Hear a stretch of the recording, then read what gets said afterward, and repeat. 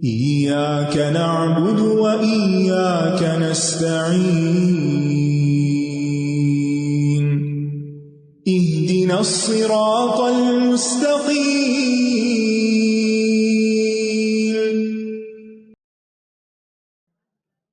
نحمده ونصلي على رسوله الكريم اما بعد فاعوذ بالله من الشيطان الرجيم بسم الله الرحمن الرحيم رب اشرح لي صدري ويسر لي امري واحلل عقدة من لساني يفقهوا قولي وآمنوا بما أنزلت مصدقا لما معكم ولا تكونوا أول كافر به ولا تشتروا بآياتي ثمنا قليلا وإياي فاتقون۔ اور اس کتاب پر ایمان لاؤ جو میں نے نازل کی ہے، جو اس کی تصدیق کرنے والی ہے جو تمہارے پاس ہے، اور تم سب سے پہلے اس کا انکار کرنے والے نہ بنو، اور میری آیات کے بدلے تھوڑی قیمت مت لو، اور صرف مجھ ہی سے ڈرتے رہو۔ یعنی عہد پورا کرنے میں یہ بھی شامل ہے کہ تم آخری نبی محمد صلی اللہ علیہ وسلم پر اور اس کتاب پر جو اللہ نے نازل کی اس پر ایمان لاؤ جسے محمد صلی اللہ علیہ وسلم لے کر آئے ہیں، اور قرآن، تورات، انجیل اور دیگر انبیاء کی کتب کی تصدیق کرتا ہے، ان کو سچ بتاتا ہے۔ وآمنوا بما انزلت، یہاں خاص قرآن مجید پر ایمان لینے کا حکم دیا جا رہا ہے۔ اگرچہ وہ اللہ کو مانتے تھے، رسولوں کو مانتے تھے، اپنی کتابوں کو مانتے تھے، فرشتوں کو مانتے تھے، آخرت کو مانتے تھے، سب کچھ مانتے تھے، لیکن محمد صلی اللہ علیہ وسلم کو نہیں مانتے تھے اور آپ پر آئی ہوئی کتاب کو نہیں مانتے تھے۔ تو اس کے بغیر ان کا ایمان کیا ہو گیا تھا؟ امپرفیکٹ، نامکمل۔ تو کہا کہ تم قرآن پر ایمان لاؤ۔ اس میں خاص خطاب بنی اسرائیل سے اور عام خطاب ہم سب سے ہے، دنیا کے سب انسانوں سے، کہ کسی کا بھی ایمان مکمل نہیں ہوتا جب تک کہ وہ محمد صلی اللہ علیہ وسلم پر اور قرآن پر ایمان نہیں لاتا۔ تو اہل کتاب کو اس کتاب پر ایمان لانے کا حکم سورۃ النساء کی آیت نمبر 47 میں بھی دیا گیا۔ یا ایھا الذین اوتوا الکتاب آمنوا بما نزلنا مصدقا لما معکم من قبل ان نطمس وجوہا فنردها علی ادبارها۔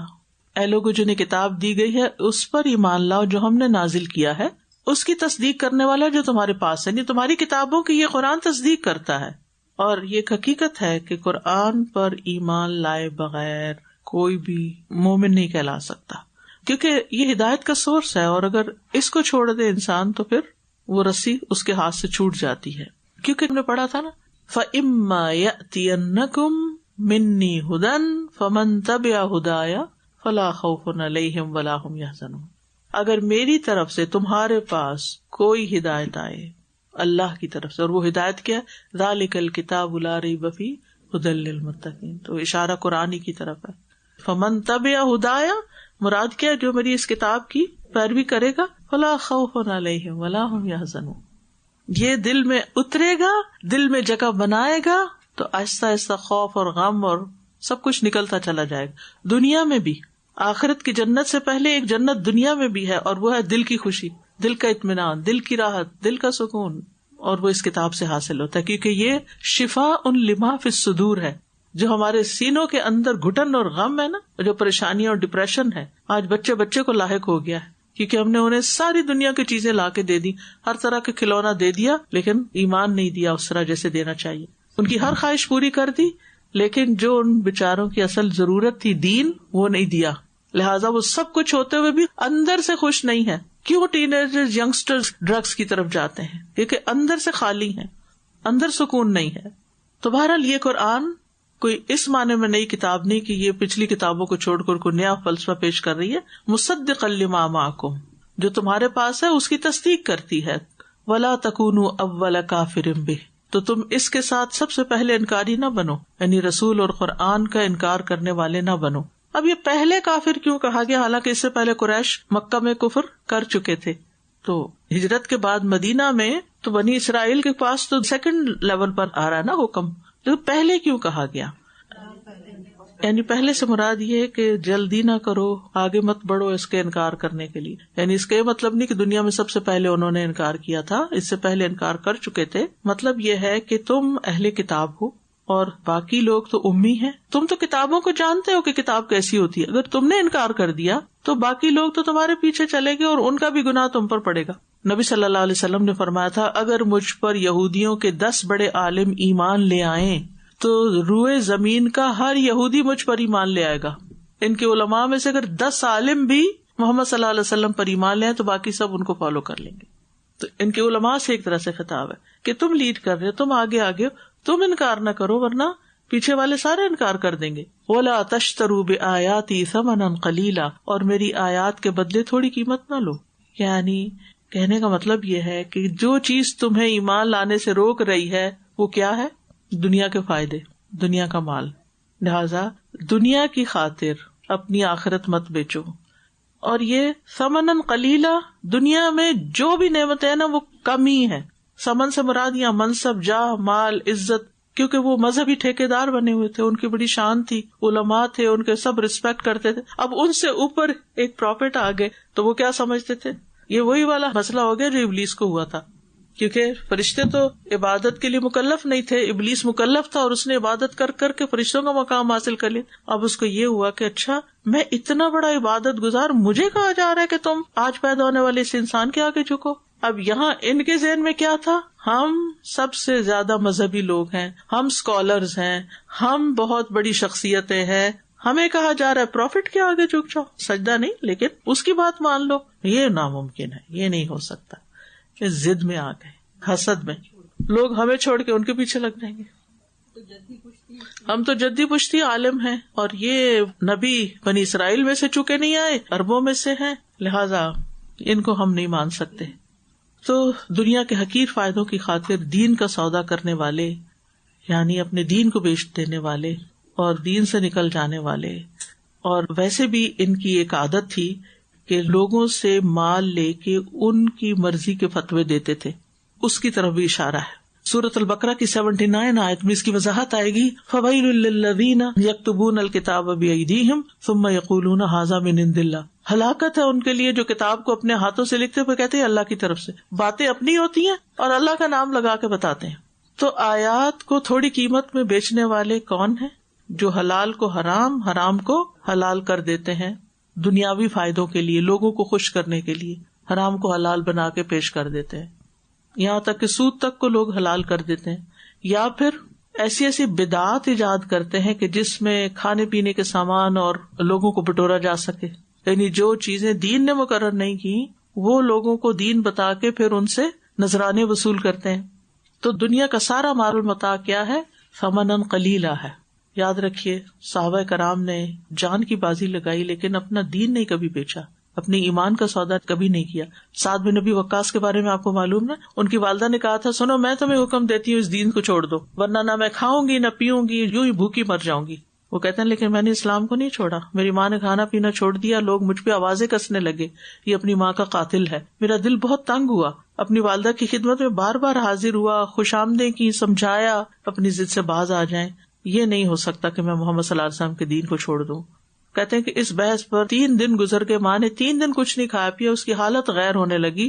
تو میں وہاں گیا تو میں نے کہا میری اچھی اماں جان آپ سنیں، آپ مجھے میری جان سے زیادہ عزیز ہیں لیکن میرے دین سے زیادہ عزیز نہیں ہے، دین سے زیادہ عزیز نہیں ہے. اللہ کی قسم تمہاری اگر 100 جانیں بھی ہوں اور اسی بھوک پیاس میں وہ نکلتی جائیں تو بھی میں آخری لمحے تک دین نہیں چھوڑوں گا. تو جب ماں کو پتا چلا کہ بچہ نہیں چھوڑنے والا تو ماں نے کھانا پینا شروع کر دیا. انہوں نے دین نہیں کمپرومائز. ہم ایسی جگہوں پر تو ہار جاتے ہیں کہ مجھ سے فلاں کی پریشانی نہیں دیکھی جاتی، ماں باپ کی پریشانی نہیں دیکھی جاتی، اس کی نہیں، اس کی نہیں. اور عبداللہ بن حذافہ السہمی کا واقعہ تو دل ہلا دینے والا ہے. بنیادی طور پر حضرت عمر بن خطاب نے رومیوں سے لڑنے کے لیے ایک دستہ روانہ کیا، اس میں ایک نوجوان صحابی عبداللہ بن حذافہ بھی تھے. انہیں رومیوں نے قید کر لی، سب کو پکڑ لیا، ان کو بھی. تو بادشاہ نے کہا کہ تم اسلام چھوڑ دو، کرسچن بن جاؤ، میں آدھی سلطنت تمہیں دے دوں گا. انہوں نے کہا کہ اگر تم مجھے پوری سلطنت کیا ساری دنیا کی بھی دے دو تو میں ایک لمحے کے لیے بھی محمد صلی اللہ علیہ وسلم کو ساتھ چھوڑنے والا نہیں. جب بادشاہ کا ہر حربہ ناکام ہوا تو اس نے کیا کیا کہ پیتل کی ایک دیگ منگوائی، اس میں تیل ڈالا، گرم کیا، عبداللہ کو اس دیگ کے سامنے لایا گیا اور مسلمان قیدیوں کو بھی زنجیریں باندھ کر اور پھر ان کو اٹھا کے دکھایا گیا کہ یہ کس قسم کا تیل ہے. یعنی وہ اتنا خوفناک منظر تھا. تو جب عبداللہ بن حذافہ کو قریب کیا گیا اور انہوں نے اس کی تپش محسوس کی تو رونے لگے. تو انہوں نے سمجھا شاید یہ رو رہے ہیں کہ ہم مجھے اس میں ڈال دیں گے. تو کہنے لگے کہ تم رو رہے ہو تو کیا تم اپنا خیال بدلتے ہو؟ اس نے کہا نہیں، میں تو اس لیے رو رہا ہوں کہ میرے پاس صرف ایک جان ہے جو ایک ہی دفعہ اس میں ختم ہو جائے گی، اور بس میں صرف اتنا کر سکتا ہوں اللہ کے لیے. کاش میرے پاس میرے جسم کے بالوں کے برابر جانیں ہوتی تو میں اپنے دین پر قربان کر دیتا. پھر انہیں ایک ستون پہ لٹکا کے ان کے آس پاس تیروں کی بارش کی گئی، لیکن انہوں نے حرکت بھی نہیں کی کیونکہ وہ اللہ کے راستے میں شہادت کی تمنا کیے ہوئے تھے. جب بادشاہ دیکھا کہ کسی حال میں اسلام چھوڑنے کو تیار نہیں تو کہا کہ قید کر دو، کھانا پینا بند کر دو. مرنے کے قریب ہو گئے پھر بھی نہیں باز آئے تو بادشاہ نے کہا ان کو خنزیر کا گوشت اور شراب دو. انہوں نے وہ بھی کھانے سے انکار کیا. تو بادشاہ نے کہا اچھا اس کو بلاؤ اور کہا کہ تم میرے ماتھے پہ ایک بوسہ دے دو تو میں تمہیں آزاد کر دوں گا. تو انہوں نے کہا کہ میں اس شرط پر بوسہ دوں گا کہ میرے ساتھ میرے سارے قیدیوں کو آزاد کیا جائے. تو اس نے کہا ٹھیک ہے. تو انہوں نے بوسہ دیا اور آزاد ہو کے چلے گئے واپس حضرت عمر کے پاس. جب حضرت عمر کے پاس پہنچے اور انہیں اس بات کی خبر ہوئی تو انہوں نے کہا جتنے لوگ مجلس میں تھے کہ ہر ایک اٹھے اور عبداللہ کی پیشانی پہ بوسہ دے. یعنی کہ انہوں نے ایک مثال قائم کر دی. یہ ایک دو مثالیں، اس کے علاوہ بلال کے ساتھ کیا ہوا، سب کچھ قربان کیا، دین نہیں چھوڑا. آج آپ دیکھیں ہم مسلمانوں کی حالت کیا ہے. ہم چاہتے اسی جنت میں پہنچے جہاں پر یہ لوگ گئے ہیں اور کوئی قربانی نہ دیں، ایک لوگوں کی بات نہ سن سکے. ذرا سی کوئی بات کرتا ہے تو ہم ڈھیلے پڑھ کے سب کچھ چھوڑ دیتے ہیں، دین ہی چھوڑ دیتے ہیں کیونکہ ہمیں پہچانے ہی نہ کہ ہم مسلمان ہیں، کیونکہ مسلمانوں کا لوگ مذاق اڑاتے ہیں. وَإِيَّايَ فَاتَّقُونَ، اور صرف مجھے سے تم ڈرو، یعنی کسی اور سے نہیں. اب یہاں ایایا فرحبون پیچھے آیا، یہاں فتقون آیا. فرحبون کا مطلب ہے کہ مجھ سے ڈر کے نافرمانی نہ کرو، اور یہاں تقوی یعنی اللہ کے احکامات کی پابندی کرو اور کسی حکم کی مخالفت نہ کرو. تو اس آیت سے یہ پتہ چلا کہ نبی صلی اللہ علیہ وسلم دیگر انبیاء کی تصدیق کرنے والے تھے اور قرآن بھی پچھلی کتابوں کی تصدیق کرتا ہے. پھر یہ بات پتہ چلی کہ دنیا ثمناً قلیل ہے.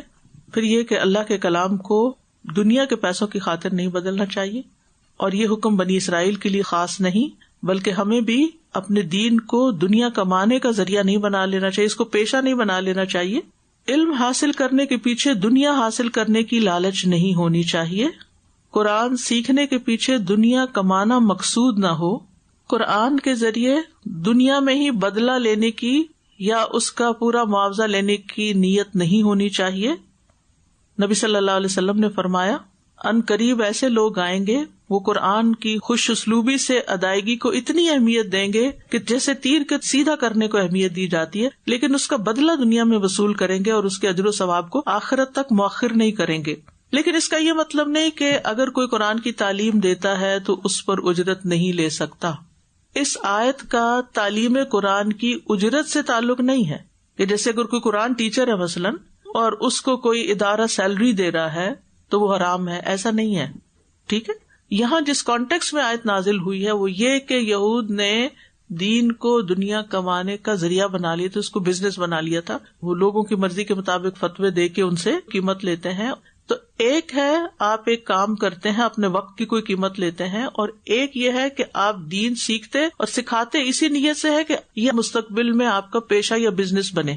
یہ نہیں ہونا چاہیے. ٹھیک ہے، رسول اللہ صلی اللہ علیہ وسلم نے اس گروپ کو جو دم کر کے بکریاں لے کر آیا تھا آپ کے پاس، آپ نے فرمایا سب سے زیادہ حق جس پر تم اجرت لو وہ اللہ کی کتاب ہے، یعنی ان احق ما اخذتم علیہ اجرا کتاب اللہ. اور پھر آپ دیکھیں بعض لوگ کہتے ہیں نہیں یہ تو صرف دم کی اجرت تھی. اس سے یہ پتہ چلتا ہے کہ اگر کوئی راقی دم کرتا ہے اور اس پر کوئی اجرت لیتا ہے تو حرام نہیں ہے اس کے لیے، یہ بھی یاد رکھیے. پھر اسی طرح یہ ہے کہ کیا آیات سکھا کر یعنی کسی کو تعلیم دے کے، جیسے بچوں کے ٹیوٹرز ہوتے ہیں، آج کل کتنا رواج ہے بچوں کے آن لائن ٹیوٹر رکھنے کا، اور پھر آپ ان کو پے کرتے ہیں منتھلی، تو اس کو برا نہ سمجھے اور نہ لینے والا برا سمجھے.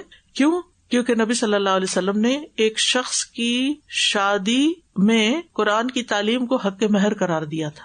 یعنی اس کا ایک عورت سے نکاح کیا تھا اور اس کے پاس دینے کو کچھ نہیں تھا، تو حق مہر تو دینا ہوتا ہے مرد کو، کچھ بھی نہیں تھا. تو آپ نے فرمایا کیا تمہیں قرآن کی کچھ صورتیں یاد ہیں اور کیا تم اس خاتون کو وہ سکھا دو گے؟ تو اس نے ہاں کی، تو پھر آپ نے اس کا نکاح کر دیا. تو اس سے علماء کہتے ہیں کہ تعلیم دینے پر اجرت لینا جائز ہے. ٹھیک ہے، اس کا قرآن بیچنے سے تعلق نہیں. اسی طرح اب جیسے بک سٹور میں قرآن مجید کی سیل ہوتی ہے فار ایگزامپل، تو اس پر جو کہتے ہیں ہدیہ اس کا، تو وہ ہدیہ یہ قرآن کی کوئی قیمت نہیں دے سکتا. لیکن ہدیہ کس چیز کا ہے؟ وہ جو پرنٹنگ ہوئی، پیپر ہے، لوگوں نے کام کیا، محنت کی، اس کا ہدیہ، تاکہ وہ کام چلتا رہے. یعنی ہر وقت صدقے خیرات کے اوپر تو قرآن کی تعلیم نہیں ہو سکتی نا، یا جیسے آپ لوگ اپنی فی پے کرتے ہیں. تو کچھ لوگوں کو اس پر بھی اعتراض ہوتا ہے، یہ دین پڑھاتے ہیں اور فی چارج کرتے ہیں. وہ کسی پروفٹ کے لیے یا کسی کے ذاتی بزنس کے لیے نہیں، وہ اس سسٹم کو رن کرنے کے لیے چاہیے ہوتی ہے، یعنی وہ آپ کی کنٹریبیوشن ہے. ٹھیک ہے. وَلَا تَلْبِسُوا الْحَقَّ بِالْبَاطِلِ وَتَكْتُمُوا الْحَقَّ وَأَنْتُمْ تَعْلَمُونَ. اور تم حق کو باطل کے ساتھ خلط ملط نہ کرو اور نہ حق کو چھپاؤ جبکہ تم جانتے ہو. یہاں ایک اور چیز سے منع کیا جا رہا ہے. اصل میں نبی صلی اللہ علیہ وسلم کو ماننے سے یہود کی مذہبی بڑائی ختم ہو رہی تھی. انہوں نے آپ کے خلاف پروپیگنڈا شروع کر دیا، غلط باتیں پھیلا کر لوگوں کو آپ سے بدظن کرتے تھے. جب کوئی شخص ان کے پاس جا کر، کیونکہ وہ اہل کتاب تھے، دیندار لوگ تھے، ان کے علماء کے پاس جا کر آپ کے بارے میں پوچھتا کہ آپ کیا سمجھتے ہیں کہ یہ پیغمبر درست ہے، یہ صحیح کہہ رہا ہے، کنفرم کرنے کے لیے کیا ان کو سننا چاہیے، تو وہ ایسا کرتے کہ غیر متعلق باتیں چھیڑ کر لوگوں کو آپ سے مشتبہ کرتے، مشکوک کرتے، اور ہر سوالی کے دل میں آپ کے خلاف، صحابہ کے خلاف، آپ کے مشن کے خلاف کوئی وسوسہ ڈال دیتے، کوئی الزام آپ پہ چسپاں کر دیتے، کوئی ایسا شوشہ چھوڑ دیتے کہ جس سے لوگ شکوک و شبہات میں پڑ جائیں اور آپ صلی اللہ علیہ وسلم کے پاس نہ جائیں اور دین نہ سیکھیں. یہ سلسلہ آج بھی جاری. عام طور پر لوگوں کی عادت کیا ہے، جب کسی ایک سے پڑھنے لگتے ہیں پھر کسی اور سے جا کے پوچھتے ہیں میں ٹھیک کر رہی ہوں نا، کنفرم کرنے کے لیے. وہ آگے سے کوئی ایسی بات کریں گے کہ آپ کے دل میں شک پڑ جائے گا کہ بچ کے رہنا. حالانکہ کتاب آپ کے سامنے بھی کھلی ہوئی ہے، کتاب میرے سامنے بھی کھلی ہوئی ہے. ہم چیزوں کو علم کی اور دلیل کے ساتھ ریکنفرم کر سکتے ہیں، لیکن ہر سنی سنائی بات پر نہیں چل پڑنا چاہیے. ٹھیک ہے. بہرحال فرمایا وَلَا تَلْبِسُوا الْحَقَّ بِالْبَاطِلِ. تلبسو لفظ سے ہے، دو معنی ہوتے ہیں، ایک تو اوڑھنا اور ایک خلط ملط کرنا، مکس اپ کرنا. جب کسی چیز کو کسی چیز پہ اڑا دیا جاتا ہے تو نیچے والی چیز چھپ جاتی، اور پھر یہ ہے کہ بعض اوقات کوئی صحیح بات کوئی دوسری بات ملا جلا کے. تو یہ کام کرنے والے اصل میں شیطان کے پیروکار تھے کہ جو دین کے نام پر ایسی باتیں بتاتے کہ جس میں بات کچھ سے کچھ بن جاتی. آج بھی آپ دیکھیں کہ لوگ بعض اوقات اسلام کو اس کی خالص اصل شکل میں پیش نہیں کرتے، بلکہ اس کے ساتھ کوئی اور فلسفے اور ادھر ادھر کی باتیں ایسے مکس کر دیتے ہیں کہ سمجھ نہیں آتی کہ پھر دین کیا کہتا ہے. وَتَكْتُمُ الْحَقَّ. اور تم حق کو چھپا جاتے ہو، کیونکہ ان کی کتاب میں نبی صلی اللہ علیہ وسلم کے بارے میں واضح آیات موجود تھیں، نشانیاں موجود تھیں، لیکن انہوں نے لوگوں کو دھوکہ دیا اور اصل بات نہیں بتائی. کچھ حق ظاہر کیا، کچھ چھپا دیا. اور کیا کہتے تھے؟ ہاں پیغمبر تو ہے لیکن صرف عربوں کے ہیں، سب کے نہیں ہیں. تو اس پر یہاں وعید سنائی جا رہی ہے کہ جو حق کو چھپا جائے، گواہی کو چھپا جائے، تو اس کا دل گناہگار ہے. وَمَن يَكْتُمْهَا فَإِنَّهُ آثِمٌ قَلْبُهُ. البقرہ 283. یہ اہل کتاب بنی اسرائیل ہی کو خطاب چلا آ رہا ہے. ان سے کہا جا رہا ہے حق کو مت چھپاؤ، پروفٹ کے بارے میں سچ بات بتاؤ جو تمہیں اپنی ہی کتابوں سے معلوم، کیونکہ وہ آپ کو ایسے پہچانتے تھے جیسے اپنے بیٹوں کو پہچانتے تھے. انہوں نے رجم کی آیات کو چھپا دیا، اس کے اوپر ہاتھ رکھ دیا. نبی صلی اللہ علیہ وسلم نے جب تورات منگوائی تو یہ لوگوں کو حق نہیں بتاتی، کیونکہ ان کو یہ ڈر تھا کہ اگر لوگوں کو صحیح بات پتہ چل گئی تو پھر یہ ہمارے پیچھے نہیں آئیں گے، کیونکہ انہوں نے دین کے نام پر ایسی رسمیں ایجاد کی ہوئی تھی، ایسے بدعت ایجاد کی ہوئی تھی، ایسے فتوے دے رکھے تھے کہ جس سے حق پیچھے چلا گیا تھا. تو نبی صلی اللہ علیہ وسلم نے آ کر اصل حق کو اجاگر کیا تھا جس سے یہ ڈرے ہوئے تھے. وَأَنْتُمْ تَعْلَمُونَ. حالانکہ تم جانتے ہو. کیا جانتے ہو؟ کہ محمد صلی اللہ علیہ وسلم اللہ کے رسول ہیں. تم جانتے ہو کہ قرآن برحق ہے. تو جو شخص حق کو پہچاننے کے باوجود اس کا انکار کرے، پھر ایسے لوگوں کا انجام سورۃ البقرہ کی آیت 89 میں بتایا گیا، فَلَعْنَةُ اللَّهِ عَلَى الْكَافِرِينَ، کہ ان پر اللہ کی لعنت ہے. تو اس آیت سے یہ پتہ چلتا ہے کہ حق کو چھپانا نہیں چاہیے، حق کو باطل سے الگ کر کے بتانا لازم ہے. حدیث میں آتا ہے جس شخص سے علم کی کوئی بات پوچھی جائے اور وہ اسے چھپا جائے تو قیامت کے دن اس کے منہ میں آگ کی لگاموں میں سے ایک لگام دی جائے گی. اور حق بات کہتے ہوئے کسی کی ملامت سے نہیں ڈرنا چاہیے، کیونکہ انسان کیوں چھپاتا ہے حق کو؟ یا تو کسی فائدے کے لیے اور یا پھر کسی سے ڈر کے. تو کسی سے ڈرنا نہیں چاہیے. رسول اللہ صلی اللہ علیہ وسلم نے فرمایا جب کسی آدمی کو حق کا علم ہو یا اس نے دیکھا ہو یا اس نے سنا ہو تو لوگوں کا ہیبت اور جلال اس حق کے کہنے سے اسے نہ روکے. ہاں بعض اوقات آپ کو اصل بات پتا ہوتی ہے لیکن پوری طرح نہیں پتا ہوتی, آپ خود بھی شور نہیں ہوتے اور کوئی آپ سے پوچھ بیٹھتا ہے تو پھر کیا کرنا چاہیے؟ پھر آپ معذرت کر لیں. یعنی اگر کسی بات کا پوری طرح علم نہیں تو پھر اگر بیان نہیں کرتے تو اس میں کوئی گناہ نہیں. اسی طرح مصلحت کے تحت خاموش رہنے میں بھی کوئی گناہ نہیں. مصلحت کیا ہوتی ہے؟ حضرت علی نے فرمایا لوگوں کے سامنے ایسی باتیں بیان کرو جنہیں وہ پہچانتے ہیں. کیا تم چاہتے ہو اللہ اور اس کے رسول کی تکذیب کی جائے؟ یعنی ہر ایک کی عقل کے مطابق اس سے بات کرو, ایسی بات نہ کرو کہ ان کو سمجھ نہ اور وہ کوئی نہ میں نہیں مانتی. یعنی گریجولی اسٹیپ بائی اسٹیپ لوگوں کے سامنے حق کو پیش کرو. ابن مسعود کہتے ہیں آپ لوگوں کو ہرگز ایسی احادیث بیان نہ کریں جہاں تک ان کی عقلوں کی رسائی نہ ہو, ورنہ بعض لوگوں کے لیے وہ فتنہ اور گمراہی کا باعث بن جائے گا. تو یعنی مصلحت کے تحت خاموشی بھی اختیار کی جا سکتی ہے. اسی طرح اگر آپ کو پتا ہے کسی کے بارے میں کہ وہ مثلاً جیسے موسیٰ علیہ السلام مصر سے مدین چلے گئے تھے, اب جس شخص نے کہا تھا کہ وہ تمہارے پیچھے آ رہے ہیں تمہیں پکڑ لیں گے, اس کو تو پتا تھا کہ موسیٰ علیہ السلام جا چکے. اب اگر کوئی ان سے جا کے پوچھے تو ان کو نہیں بتانا چاہیے تھا کیونکہ ورنہ اس میں ان کی زندگی کو خطرہ تھا. ایسے اگر کسی کی زندگی کو خطرہ ہے یا کسی کے لیے بہت بڑا نقصان ہو سکتا ہے تو آپ حق بیان کرنے والوں میں شامل نہ ہوں. آپ ذرا خاموشی اختیار کریں کہ بلا وجہ آپ سے کسی نے پوچھا بھی نہیں اور آپ آگے آ رہے ہیں اپنی امپورٹنس بتانے کے لیے. وَأَقِيمُوا الصَّلَاةَ وَآتُوا الزَّكَاةَ وَارْكَعُوا مَعَ الرَّاكِعِينَ. اور نماز قائم کرو اور زکوٰۃ ادا کرو اور رکوع کرنے والوں کے ساتھ رکوع کرو. یعنی تمہارے عہد کو پورا کرنے میں یہ بھی شامل ہے کہ تم نبی صلی اللہ علیہ وسلم پر ایمان لا کر یہ تینوں کام اہتمام سے کرو. کون سا؟ نمبر 1 نماز کی ادائیگی, نمبر 2 زکوٰۃ کی ادائیگی, اور نمبر 3 باجماعت نماز. یہود نے نماز پڑھنا تو چھوڑ ہی دیا تھا. یاد ہے نبی صلی اللہ علیہ وسلم جب معراج پر تشریف لے گئے تھے تو موسیٰ علیہ السلام نے 50 نمازیں کم کروائیں کیونکہ میں بنی اسرائیل کو دیکھ چکا ہوں کہ وہ پابندی نہیں کرتے, تو یہ بھی چھوڑ چکے تھے نمازوں کو. یاد رکھیے نماز کا حکم ہر شریعت میں رہا ہے, ٹھیک. اسی طرح زکوٰۃ بھی, اور زکوٰۃ دینے کے بجائے سود کھانا شروع کر دیا تھا, اور جماعت کے ساتھ تو پڑھنے کا تصور ہی ختم ہو گیا تھا.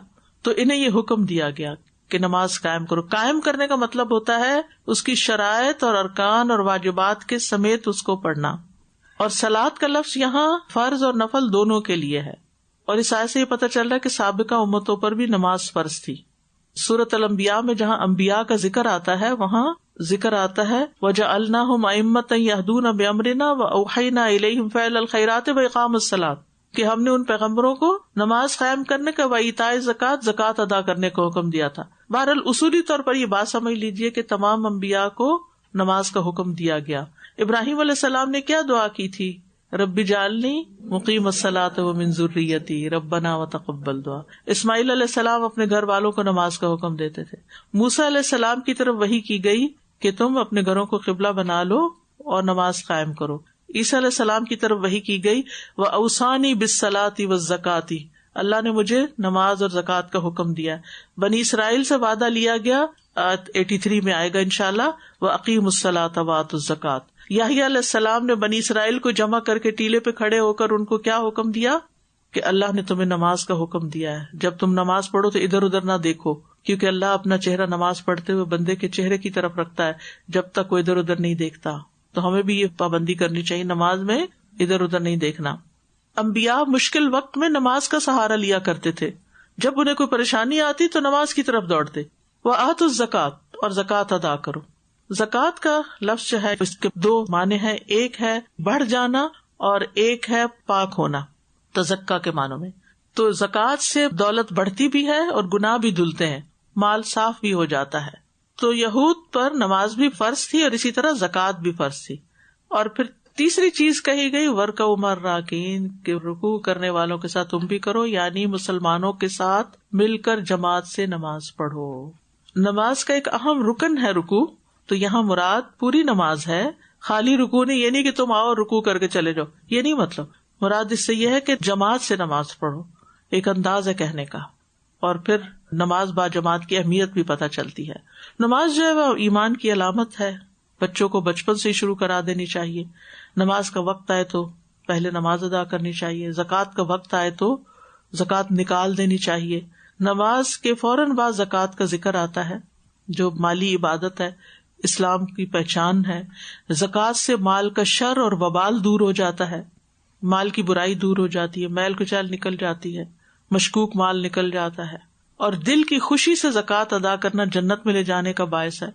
زکوٰۃ ادا نہ کرنے سے بارش رک جاتی ہے, دنیا کے علاوہ قیامت کے دن بھی سزا ہوگی. اسی طرح اس آیت سے یہ بھی پتہ چلتا ہے کہ نماز با جماعت جو ہے وہ بھی بڑی اہم ہے. حدیث میں آتا ہے جو شخص اذان سن کر نہیں آتا اس کی نماز نہیں سوائے کسی عذر کی صورت کے, یعنی مردوں کے لیے. تو بغیر عذر کے گھر میں نماز مردوں کی قبول نہیں ہوتی. اگر کوئی عذر ہے, کوئی وجہ ہے تو اور بات ہے. اور نماز با جماعت کے لیے حاضر ہونے والے سے اللہ تعالیٰ خوش ہو جاتا ہے. نماز با جماعت جنت میں مہمانی کا سبب ہے. یہ سب باتیں جو میں اس وقت بول رہی ہوں یہ احادیث سے ثابت ہے. دلائل اس لیے نہیں دے رہی کہ اس وقت آپ کے لیے سننا, لکھنا, پڑھنا, یاد کرنا سب بھاری ہے, صرف خصائص سن لیجیے. قیامت کے دن نماز کا محاسبہ سب سے ہی ہوگا. أَتَأْمُرُونَ النَّاسَ بِالْبِرِّ وَتَنْسَوْنَ أَنفُسَكُمْ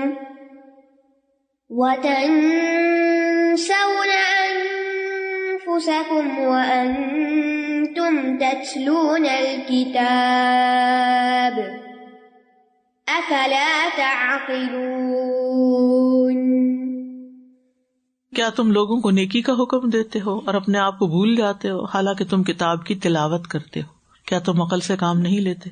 بنی اسرائیل کے بارے میں بات ہو رہی ہے کہ تمہارے اندر ایک اور بہت بری صفت ہے کہ تم لوگوں کو تو ایمان لانے کا اور بھلائی اور نیکی کا حکم دیتے ہو, خود اپنے آپ کو بھول جاتے ہو. یعنی جو باتیں دوسروں کو کرنے کے لیے کہتے ہو وہ خود نہیں کرتے, حالانکہ تم تورات پڑھتے ہو اور اس میں یہ سارے احکامات موجود ہیں جو تمہارے اپنے اندر نہیں. بر میں نیکی اور خیر کے تمام اعمال شامل ہوتے ہیں, اور نسیان وہ غفلت ہوتی ہے جو کسی چیز کا علم حاصل ہونے کے بعد پیدا ہوتی. یعنی تمہیں پتا ہے اور پھر تم بھول جاتے ہو.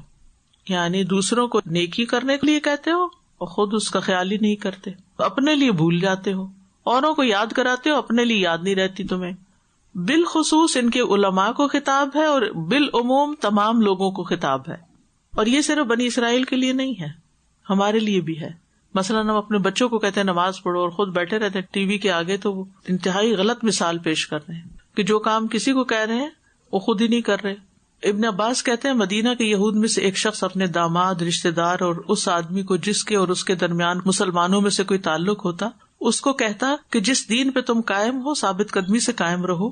یہ جس چیز کا تمہیں حکم دیتا ہے, مراد یہ تھی کہ نبی صلی اللہ علیہ وسلم حق پر ہیں لیکن خود مسلمان نہیں ہوتے تھے. یاد ہے وہ واقعہ جس میں نبی صلی اللہ علیہ وسلم کی خدمت ایک یہودی بچہ کرتا تھا, وہ بیمار ہو گیا تھا, آپ اس کی عادت کے لیے گئے تو آپ نے اس کو اسلام کی دعوت دی کیونکہ بہت سخت بیمار تھا, ڈر تھا کہ فوت نہ ہو جائے. تو اس نے اپنے باپ کی طرف دیکھا تو باپ نے کہا بات مان لو, تو آپ نے اس کو کلمہ پڑھوا دیا, وہ مسلمان ہو گیا اور پھر اس کی ڈیتھ ہو گئی. خود نہیں مسلمان ہوا, بچے کو کہا ہاں تم ہو جاؤ. ان باتوں کی طرف اشارہ ہے کہ دوسروں کو نیکی کا حکم دیتے ہو, خود اس پر عمل نہیں کرتے. تو کسی بھی صاحب علم کے لیے ضروری ہے کہ جب دوسروں کو کہے کچھ کرنے کے لیے تو خود پیچھے نہ رہے. یہاں ایک سوال یہ پیدا ہوتا ہے کہ جو شخص خود استطاعت نہیں رکھتا کسی کام کو کرنے کی, کیا وہ دوسروں کو کرنے کے لیے کہہ سکتا ہے؟ مثلاً ایک شخص ہے, بیمار ہے, تہجد نہیں پڑھ سکتا, تو کیا وہ کسی اور کو بتا سکتا ہے کہ تہجد پڑھنے کا کیا فائدہ ہے نا؟ جی بالکل, کیونکہ وہ معذور ہے خود, ٹھیک ہے, کمزور ہے. ایک شخص کے پاس مال ہی نہیں ہے, وہ زکوٰۃ ہی نہیں دے سکتا, کیا وہ دوسروں کو بتا سکتا ہے کہ زکوٰۃ دو؟ جی بالکل. ایک شخص ہے وہ کوئی برائی چھوڑنا چاہتا ہے اور بڑی کوشش میں لگا ہوا ہے, مثلا سگریٹ پیتا ہے, کئی چھپ کے پیتا ہے, کچھ کرتا ہے, یا شراب پیتا ہے کچھ, اور پوری ایفرٹ میں لگا ہوا کہ کسی طرح چھوڑ دے. اب وہ دیکھتا ہے اس کا بچہ بھی شروع ہو رہا ہے, کیا وہ بچے کو روک سکتا ہے؟ کیوں نہیں روک سکتا؟ کیونکہ وہ خود چھوڑنے کی کوشش میں ہے لیکن ابھی چھوڑ نہیں پا رہا. اچھا ایک اور بات, کیا اس کا مطلب ہے کہ ہم کسی کو کچھ نہ کہیں کیونکہ میں تو ابھی خود عمل کرنے والی نہیں؟ نہیں, ڈبل گناہ ہے, ایک اپنے عمل نہ کرنے کا اور ایک دوسرے کو حکم نہ دینے کا. یاد رکھیے ہمارے اوپر دونوں فریضے ہیں, کوئی حکم سنے خود بھی کرے اور بھی بتائیں. جب ہم خود کر لیتے ہیں تو ہم نے 50% کام کیا ہے, اور جب اوروں کو بھی بتاتے ہیں تو 100% ہوتا ہے. تو جو شخص 50% کر لیتا ہے یا ادھر کا یا ادھر کا, تو وہ 50% ہے, 100% کرنا ضروری ہے. وَأَنْتُمْ تَتْلُونَ الْكِتَابَ، یعنی تم جاہل نہیں ہو، عوام نہیں ہو، تم تو کتاب پڑھتے ہو، یعنی تمہارے پاس علم ہے. تو علم کے باوجود عمل نہ کرنے والا جاہل سے بھی بدتر ہے. افلا تعقلون، کیا تم عقل سے کام نہیں لیتے؟ یعنی تمہاری عقل تمہیں یہ نہیں بتاتی کہ تمہیں خود کیا کرنا چاہیے. تو اس آیت میں ایسے لوگوں کی مذمت بیان کی گئی ہے جو دوسروں کو حکم دے نیکی کا اور خود عمل نہ کریں. ایسے لوگ عقل والے نہیں ہیں. افلا تعقلون، کم عقل ہیں. اور جو نیکی کا حکم دے اور خود عمل نہ کرے اس کی سزا بتائی گئی. اسراء والی رات نبی صلی اللہ علیہ وسلم ایسے لوگوں کے پاس سے گزرے جن کے منہ آگ کی کینچیوں سے کاٹے جا رہے تھے. پوچھا کہ کون لوگ ہیں؟ فرمایا یہ دنیا کے خطیب ہیں، لوگوں کو حکم دیتے تھے اور اپنے آپ کو بھول جاتے تھے، اور کتاب کی تلاوت بھی کرتے تھے. کیا یہ عقل سے کام نہیں لیتے تھے کہ ہم کیا کر رہے ہیں؟ یعنی ایسا چراغ نہ بنے کہ جو دوسروں کو روشنی دے اور خود صرف جلتا ہی جائے. تو انسان سے جو قیامت کے دن 5 سوال کیے جائیں گے، اس میں سے ایک سوال کیا ہوگا ہر شخص سے؟ جو علم حاصل کیا اس پر عمل کتنا کیا. وآخر دعوانا ان الحمد للہ رب العالمین. سبحانک اللہم وبحمدک نشہد ان لا الہ الا انت نستغفرک ونتوب الیک. والسلام علیکم ورحمۃ اللہ وبرکاتہ.